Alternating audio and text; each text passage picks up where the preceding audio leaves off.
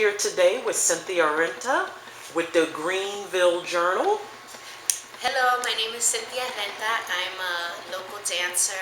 I also make handmade jewelry, and I also do body art in the community. I teach dance, Afro-Puerto Rican dance, Bomba in particular, and I bridge the Latino traditional cultural art forms, and speak about or teach about the African legacy in in Latino arts and culture. Asia folk arts, which actually has the Afro-Cuban root. So I work with costuming, headpieces, different objects that are used in secular and sacred practices, but also for the stage. Alrighty, so tell us a little bit about you're a dancer. Yes. You also dance. Yes. Yes. And you know what? It's so funny. On my way here, I knew you guys were going to were going to ask me to talk about who I am, what I do. And it's always very hard for me because I work with different disciplines, and when I try to say I'm one thing, the other parts get really mad at me. So I kind of just say I'm an artist, I'm a creative person, and one of the things that I do is work with folk traditional dance from Puerto Rico, specifically within a genre called Bomba, but I also work with other traditions, other folk dance traditions, Such as Cuban dances. So I dance the Orisha dances, and rumba and other what forms. inspired that? What inspired you to get involved with that sort of dance and that sort of folk, that sort of expression You know, I of was folk a. dance? I probably should have a much better, shorter answer, but I was a child craft artist. It was too dangerous for me to go outside, and my mother needed to have something for me to do. So my access to the streets, traditional Puerto Rican mother, she wanted to make sure her girls were safe. So I had a very limited access to the outside. So I spent a lot of time at home, and one of my ways, one of the things that she wanted to funnel my energy toward was craft art. So I used to make jewelry as a kid. I used to make photo albums. I already had my artist identity as a child. I was very particular about how I made my stuff, and my customers were my mother's friends, who had a totally different aesthetic than what I had. They were like the Puerto Rican ladies, the generation before me. They wanted the rhinestones, they wanted all of this, and my thing was not the rhinestones, the glitter, the glam. Although now they're seeping into my aesthetic. But anyway, I was a very shy child, I was isolated as a child, very isolated, particularly because of the violence in the neighborhood. Okay, what neighborhood did you grow up in? What neighborhood did you grow up in? I was in the Heights, and the Heights is going through its renaissance. Its renaissance, its own transformation. But when you grew up, it was a very different place. It was a different place. I mean, right? Our ghettos, right? It's all relative. It's right? all relative, I'm comfortable in my ghetto, but when I moved to California, Oakland, California, 7 years ago, I was like, hold up, this is, I thought I could hang, but this is a whole other thing. Right. So it's all relative. But yeah.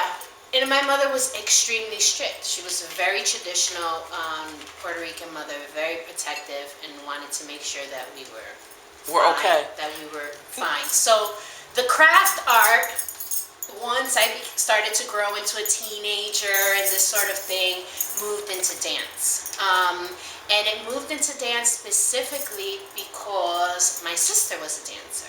Yes, your sister is a dancer. Yes. So And my sister, she's 8 years older than I. She went to, obviously went to college way before I did. So she was coming back home with all of these new ideas, all these new ways of living, all new ways of eating. She taught me, I remember one time she brought this bridge called My Back. And it's like a feminist anthology edited by Cherry Moraga. And, it's an anthology of all of the heavy hitter Latina feminists. And here I am in 8th grade in this very traditional sort of Catholic school, talking about feminism, talking about, Christopher Columbus did not discover America, all this stuff, because I'm getting these new ideas by way of my sister. One of those things was dance. And we found dance. Actually, it's so crazy that you're asking about this. The program that I'm doing now, the Afro-Caribbean dance program that I'm doing now in the Heights, yes, that's starting on March 9th, is going to be at a place called Caribbean Soul Dance Studios, which is run by a guy named Ismael Oteri, who's a great guy in the community. He works with salsa dance, and we found his flyer in the neighborhood in Jersey City. So he used to teach salsa dance. So I was a teenager learning salsa dance. I was one of his original people when he was starting his dance company. And then kind of moved from there. I found folklore. I found folk dances shortly afterward. Why Bomba? Why did you get into Bomba? What influenced Bomba? you getting into Bomba? Well, probably, very simply, because I'm Puerto Rican. Very simply because I think for people who grow up in the diaspora, right? As we are trying to get healthy within ourselves, trying to know ourselves more, it's a natural thing to seek out our traditional dances. Can you tell, like, for our people who are going to be reading the Jersey Journal and going to be viewing you on the link, can you tell us a little bit what Bomba is for people that don't know? Bomba is a dance, song, drum community tradition that comes from Puerto Rico. It has roots in Africa. A lot of people claim specifically the Congo, Central Africa. Indigenous traditions, and also European traditions. Right. So it's a mixture of those three traditions. Yeah, Puerto Rico is a Caribbean island off the coast of Florida. There are many Puerto Ricans in Jersey City, New Jersey.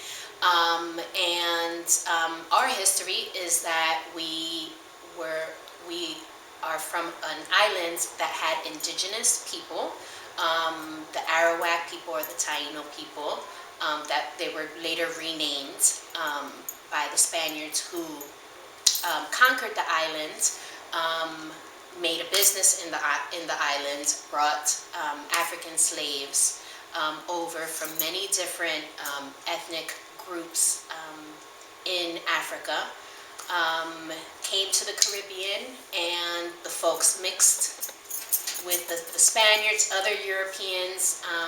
There were French people, Dutch, German, you name it. Everybody has come through Puerto Rico, I think specifically because of its location. Its strategic location. In the Caribbean. It's a port. It served as a port. And it's also a place where it was the home for other people who were migrating from other neighboring islands. One of our folks were the Haitians that came over after the Haitian Revolution, and ended up on the western part of the island. So, yeah. There's all this beautiful mixing and all different cultures and ethnicities. Yeah, presently there's a huge and so Bomba comes out of that. Population of Dominicans on the island. So yeah, it's a country of many different people. So Bomba develops on the coastal areas of Puerto Rico, where the sugar plantations were. And people naturally have our traditions. We need to dance, we need to mourn, we need to celebrate, we need to make love, we need to make war, and all of that. The point of transmission is through dance. Through dance and music and song, and yeah, and it has survived many. How old is Bomba on record? I mean, how old do? Let's see. I would say, Columbus came 1492. The people started coming over. It is a genre that is germane to Puerto Rico. Right. Okay. Right. So I would say it. It's hard to say exactly, because it's living and breathing. So it's when living the people and breathing came tradition. over, they mixed, and yeah. Yeah. Oh, that's wonderful. That's Yeah. wonderful. And you started dancing. How old were you when you started dancing? How old was I when I started dancing? Well, I feel like out of my mother's womb, or in my mother's womb, or from the other life. Yeah. Yeah, because my mother was always a dancer. We always danced at home. I actually rejected all the Latin dance stuff growing up, which is a common thing. Wow. And it was not until I went to college where I was in a whole different environment out of my particular bubble. That I was like, I need to claim home. I need to, really, I need to figure out who I am. I need to figure out who I am, what I love, what moves me. And that was a good starting point for me once I left. And when you dance, like on I've watched you dance, and you're a wonderful dancer. Yes, I have. That's so cool. And you're a wonderful dancer. What's going on? I mean, as an artist, what's going on, like spiritually on every level? What's going on when you're dancing? Well, because you get into it. Thank you. The particular thing about Bomba that I love for people to know is that it is an improvisational dance form. It is a dance form that needs community. It needs live music. It needs people. It needs the community to root you on. It needs energy. Togetherness. It needs togetherness. And there's a dance drum conversation that happens. That is what makes one of the magical parts about Bomba. So the dancer becomes an extension of the musician, and their movements make music, become a layer in the music making process. That's beautiful. So the movements are interpreted by a lead drummer, and it's funny because Bomba in particular, the dancer, the body, the black and brown body, is so ravaged. It's so devalued in our society that Bomba, I have a commitment to working with it because it brings life. Because it shows the beauty of the body. It shows the value of the dancer. It brings power back to the dancer and to the community in that exchange. And speaking of the community, when you being that you're artists on many levels, you paint, photography, you do body work, you're a dancer. What can something like dance, and what you do, what are some of the positive effects? I know when I'm watching people dance, how it makes me feel inside. Yeah. So what are some of the positive effects that it can have on any community, but especially a community where it's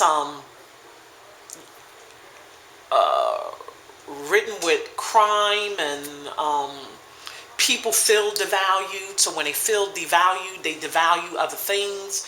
What do you think that, the whole process of dance can do for a community like that? Well, I feel like my particular contribution is working this idea of community community participation. And what I love in particular is taking people who do not necessarily view themselves as artists, as dancers, as movers, and to give them the opportunity to move and give them the opportunity to change and shift their environment, shift their mind, shift their reality, shift their energy, their frequency, and for themselves, and empower people to move for themselves, for the joy and for self-love purposes. Okay, so now that you mentioned empowerment, I'd like to ask a couple of questions about dance and young women. Okay. Specifically, in this community, we have a lot of young women who are having children at an early age, a lot of young women who have a lot of physical self-esteem problems. What would dance bring to their lives as far as self-esteem? Oh, okay. Which actually... And health. Yeah, which actually brings back to, the original question about how the dance, the inspiration, what my impetus is for everything. Is that the right word? Yes. Mm-hmm. Okay. It has really come from self-love and learning how to love my own body, which is why I love to work with young women. Young women of color in particular. It's really... I feel like it doesn't have to be that big and hard of a journey to love yourself and know how to take care of yourself. But, black and brown bodies, we're just, we're relegated, we're marginalized, and we can't allow it to continue to happen. Yeah, at least in our minds, we can't allow. No. The worst thing, it happens, you see it every day in publication, you see it on TV, but the worst time is when it happens in your own mind. Exactly. Which is why I think my art form has chosen me, because I think my whole journey is to empower people? Yeah, to bring an awareness around, I don't know, I hesitate with this idea of empowerment, because I really do feel like everybody has it, and I don't do it. Nobody else can empower anybody else. It's really... Which is true, but when a person first takes up dance, let's just be honest about it, not obvious, although it is obvious, that flexibility beyond a certain age, when you're 5, you're 6, you're very flexible. The older you get, you kind of lose that type of conditioning in your body. What type of expression do you see in people who actually are trying to be flexible and they're working out and they're dancing and they achieve that? They're able to do something physically with their body through dance that they never thought they were going to be able to do. What kind of joy does that bring you? Well, it's definitely very affirming for me, as an artist and as a healer and community worker and community activist. I think that we need more opportunities for people to try new things, to move, to have the opportunity to move, to have the opportunity to see that they can move at whatever side, in whatever situation. One of my dance classes, not too long ago, there was a woman, beautiful, beautiful elder, who said to me, I usually end my classes with a circle and improvisational solo dance by the students. And I brought this particular elder out, and she says to me, "I can't do it. I'm too fat to dance." And I said, I just saw you dance throughout the whole entire class, but now all of a sudden you can't do it. We know we can move. We need more opportunities for more moving. We need more opportunities to show ourselves moving and to feel confident in our moving. We can dance in the mirror. We can dance with people. We can dance in our minds. All of it is healing. And it's a wonderful opportunity for the community in general when you can be seen. Okay, when you can be seen, when you can be rooted on in your movement journey, it's totally healing. Well, I know when you dance, you're very powerful. Thank you. You are a very powerful energy on the floor when you. What's going through your mind? Okay, well, my particular thing is definitely connecting to the music. I will not dance a song if I don't feel completely connected to the music, which makes me a little bit of a snob, but it's just because I want to be in full truth when I dance. So one, that I'm completely connected and inspired with the music that's being played. Two,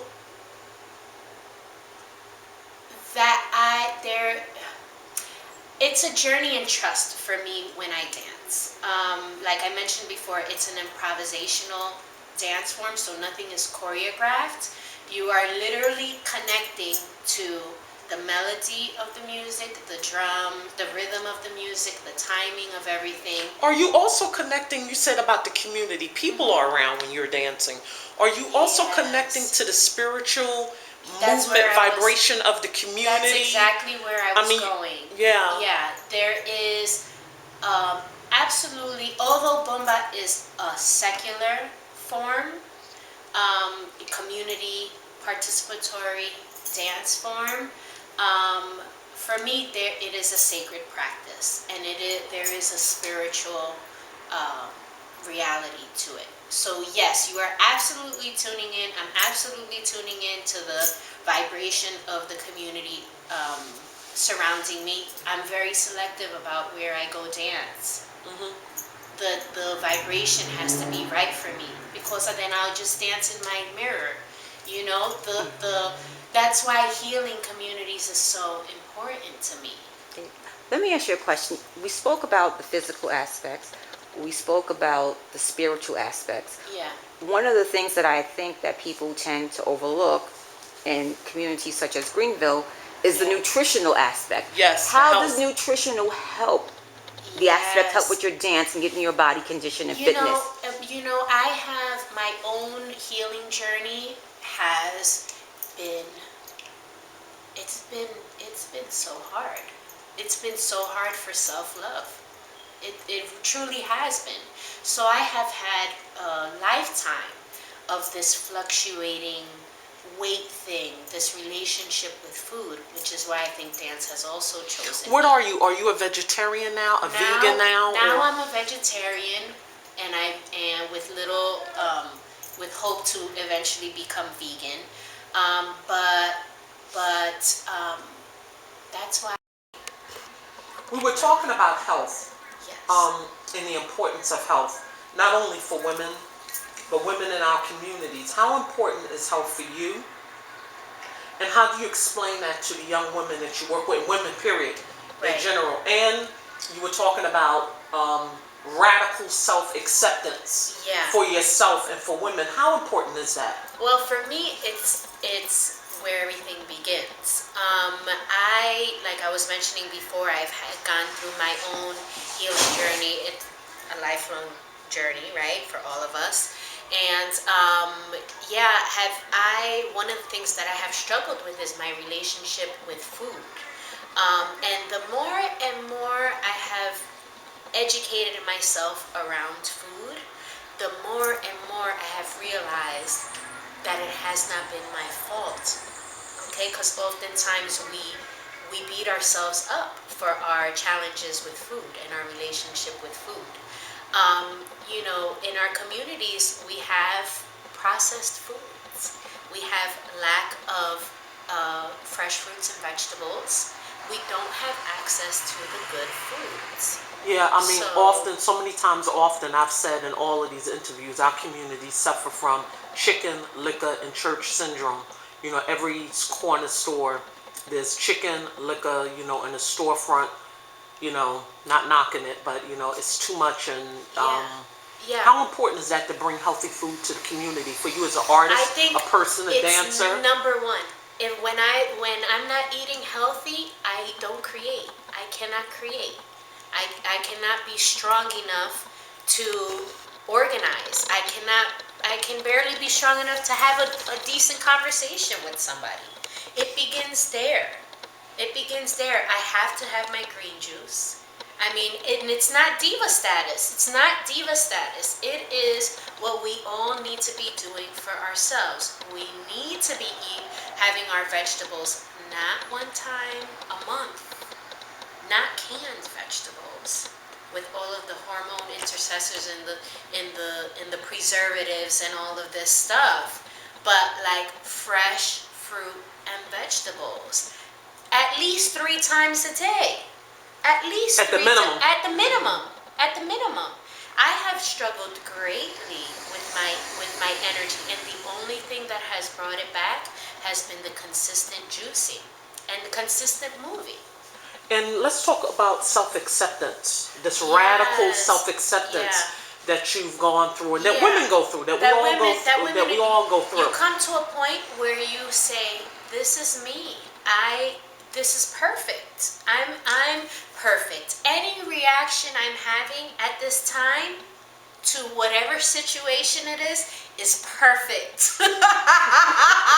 If it's Grumparella, it's perfect. If it's, you know, Xeno Warrior Princess, it is perfect. If it's the Buddha response, it's perfect.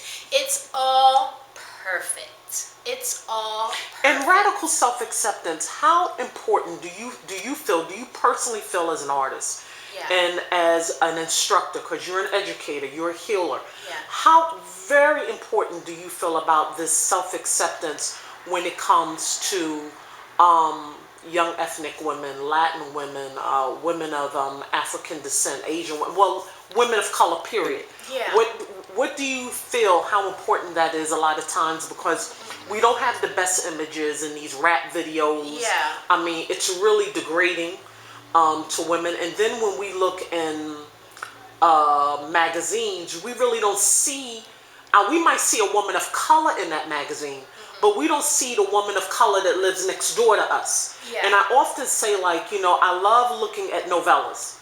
Yeah. But often when I'm looking at the novellas, I see beautiful Latin women, but I don't see the beautiful Latin woman that lives next door to me in that That's novella. for sure. I'll see a show that is maybe an Asian show, but I don't see that Asian woman that's walking down my street or reflected in that show. So when it comes to women of color, how important is self-acceptance? You know, there's a whole I work a lot around releasing shame when I work in my classrooms, whatever the classroom may be, if it's young people, adults. But this whole idea, there is so much shaming going around, even, you know, with these images of the young women in the crazy clothes, in the crazy videos. For me, it is not worthwhile to shame that even. It's just a place that we're starting with some folks, right? It's a place that we're starting with people. So for me, this whole idea of releasing shame in communities of color it's the beginning. It's the beginning, you know, because we hold so much shame. That's why dance and movement is so wonderful. You get to step out You get to step out physically. You physically get to step out and change the energy and change the frequency. Um, yeah. So in terms of healing for women, positive images for women, we need to accept where we are, right? And all of the incarnations of it. If it's the Holy Us, if it is the if it's the Magdalene, if it's the Virgin, if it's whatever it is. For me, so much of my own journey for self-love has been accepting all of the facets. The ugly one. I have a character that I'm writing around. Her name is Doña Fefa, who's like, she wears rollers, she wears chancletas, she wears the house slippers, she smokes cigarettes. I mean, I think there's a picture of her that I was working around a couple of years back that I think is still circulating the internet. She's crazy looking, and she's the lady next door, she's the lady, and she's in there, she's in me, she's that cigarette smoker. I was a cigarette smoker for a lot of years. Yeah. This year, I had quit a while back, and then, the dance has always saved me. I'm like, if I'm gonna be an educator, if I'm gonna be working with young people, I really do want to be truthful about my work, and that means that I have to start with me. And the reality is that you will not get your blessings, and your medicine will not do what it needs to do unless you don't start with it, unless you don't start with yourself. So I felt in my journey, I've been doing a lot of cleaning house. Yeah. I understand. Because I really do believe in my medicine. Now, I want to ask you, what are some of the businesses, what's some of the vibration? Yeah. And a lot of times I want to speak now about vibration, because everything is vibration and energy. What is the energy that you would like to see come to communities like the Heights, Greenville? Right. What's the new vibration that you would like to see come to town? The new vibration is a respect for the people. A respect from who's giving you money, okay? Who's spending the money in the businesses. I'm still experiencing in my community not being valued as a consumer. Okay, going to businesses. I'm a small micro business as an artist. So I understand the challenges around being a business owner, right? And an entrepreneur. And people are struggling. People are struggling, and people are still not treating each other with respect. Well, that's one side. The other side is and social responsibility, right? When you're selling the vegetables, that they're not rotten vegetables that you're selling. That they're organic. Yeah, that you're not coming into a community to take and make money. Right. To make money and leave. You have no responsibility to that community. That's why when we have the development that's happening in Jersey City in particular, it's very important to set local and community goals. Excuse me, Mr. Developer, you're going to be developing this area.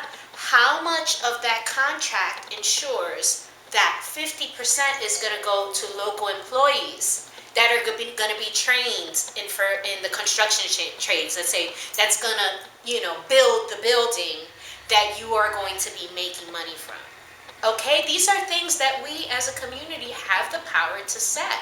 We can set project labor agreements. We can set community expectations around the social responsibility. Absolutely. Absolutely. And then the other side is, there is gentrification. It's such a loaded term, but really what it means is that you cannot come into a community,